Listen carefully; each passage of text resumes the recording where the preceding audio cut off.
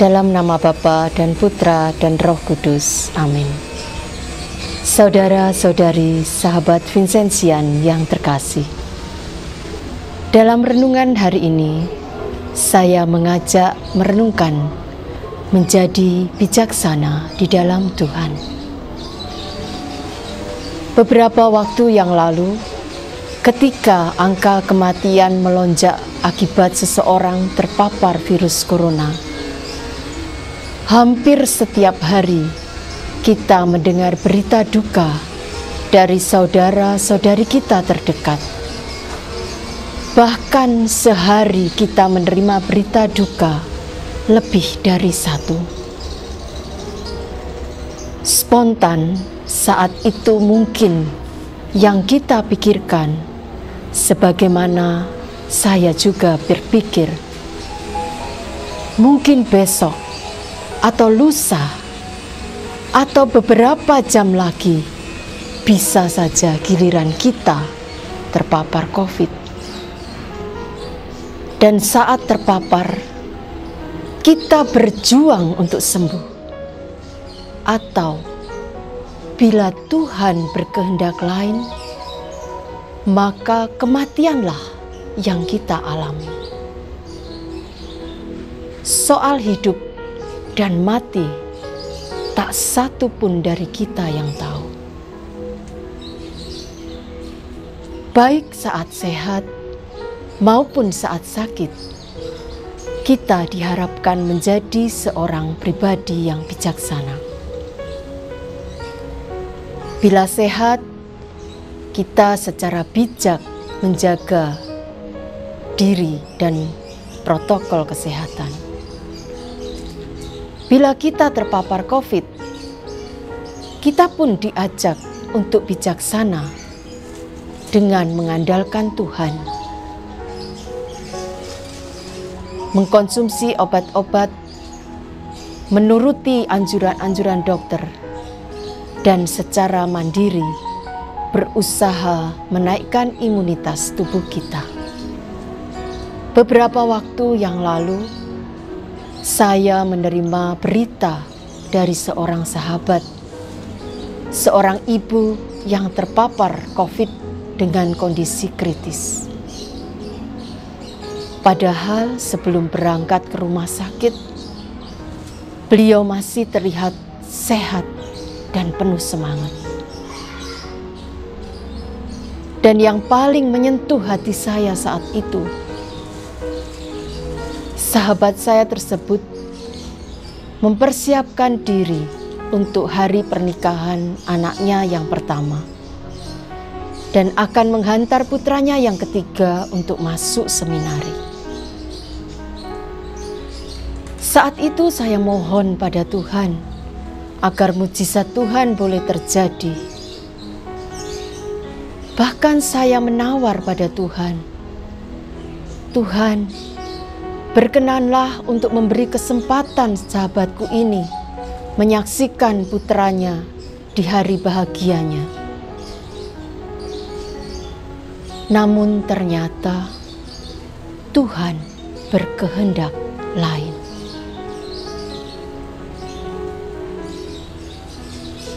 Sahabat saya tersebut dipanggil Tuhan. Dengan segala kesedihan, saya merelakan kenyataan ini. Pengalaman tersebut membawa kita pada sebuah kesadaran bahwa Tuhan Allah dan kebijaksanaannya melebihi akal budi kita. Kehendak dan karya Tuhan melebihi serangan virus yang mewabah. Saya membawa dalam iman pengalaman saya dan mempercayakan hidup pada kebijaksanaan Tuhan.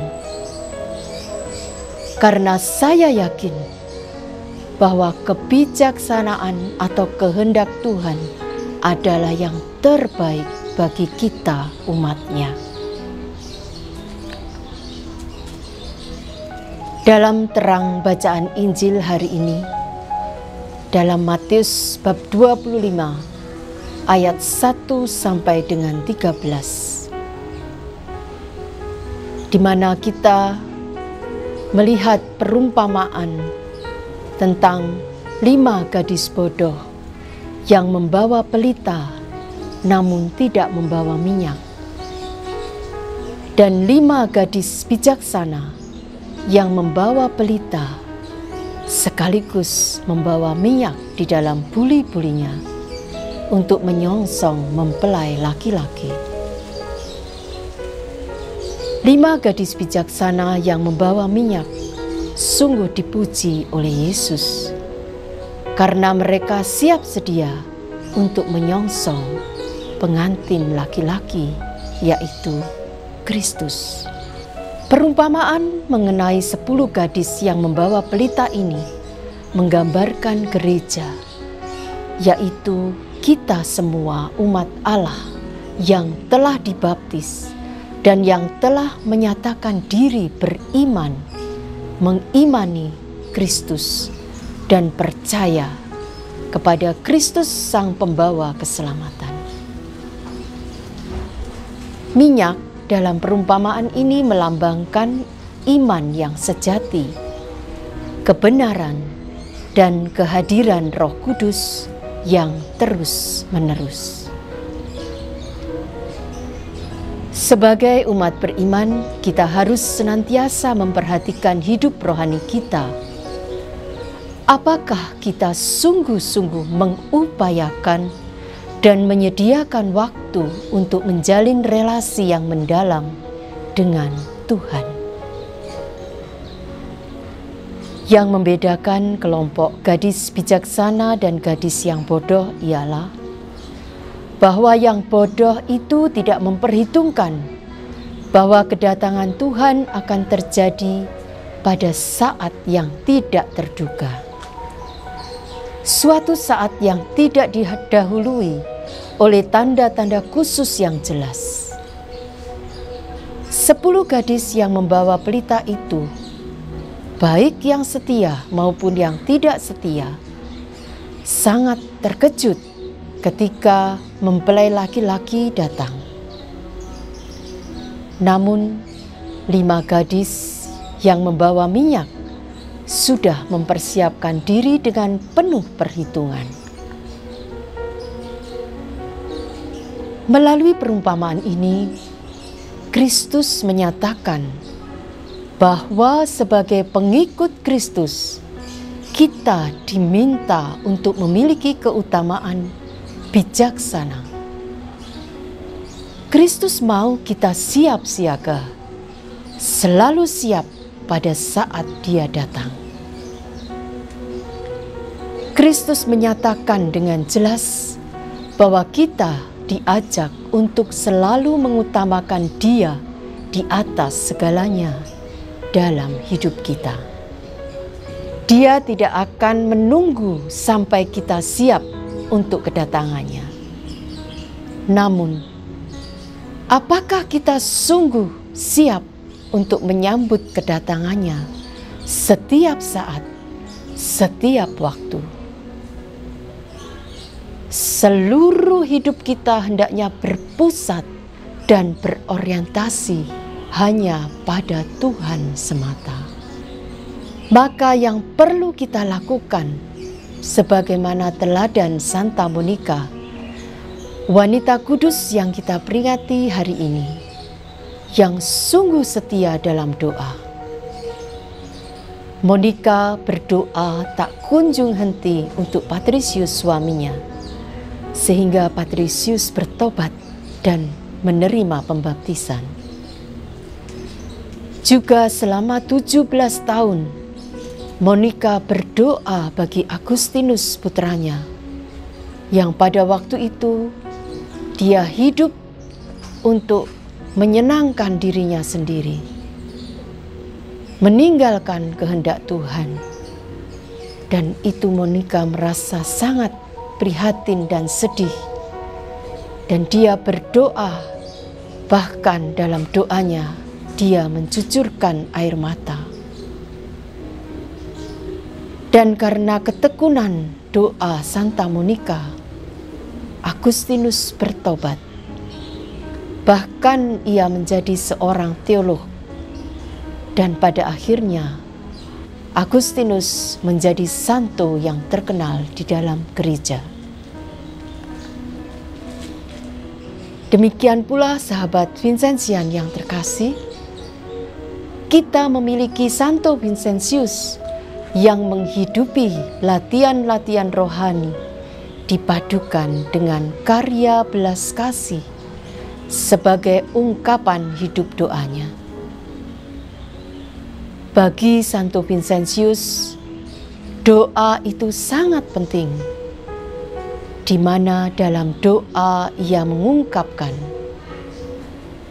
"Berilah aku seorang pendoa, dan ia akan mampu melaksanakan segala sesuatu." Santo Vincentius menghayati dan mengajarkan bahwa karya kerasulan kepada mereka yang miskin dan terpinggirkan juga penting dan bernilai sebagai doa, karena merupakan perwujudan kehendak Allah. Dalam doa manusia mencari kehendak Allah yang nantinya akan dilaksanakan dalam karya. Kontemplasi dalam aksi dan aksi dalam kontemplasi. Kedekatan dan kesatuan kita dengan Allah melalui doa, Ekaristi, sakramen rekonsiliasi, dan sakramen-sakramen lain yang kita terima diharapkan menuntun kita untuk mempraktekkan sifat-sifat Allah yang baik. Sifat-sifat Allah yang baik dari Yesus yang direnungkan Santo Vincentius dan diwariskan pada kita, yaitu dengan menjalankan 5 keutamaan Vincentian: mati raga, kerendahan hati, kesederhanaan, kelembutan hati, dan penyelamatan jiwa-jiwa. 5 keutamaan Vincentian inilah yang juga membantu kita untuk menjadi semakin bijaksana. Praktek keutamaan hidup doa inilah yang menjadi minyak agar pelita kita selalu menyala, sehingga apabila Kristus datang pada saat yang tidak kita ketahui dan tidak kita duga, kita dalam keadaan berjaga dan siap. Kita harus bertekun dalam iman, supaya bila hari dan saat itu tiba, kita akan dikenali dan diterima oleh Tuhan. Mari kita bertekun dalam iman dan melakukan karya amal kasih. Tuhan memberkati kita semua. Dalam nama Bapa dan Putra dan Roh Kudus. Amin.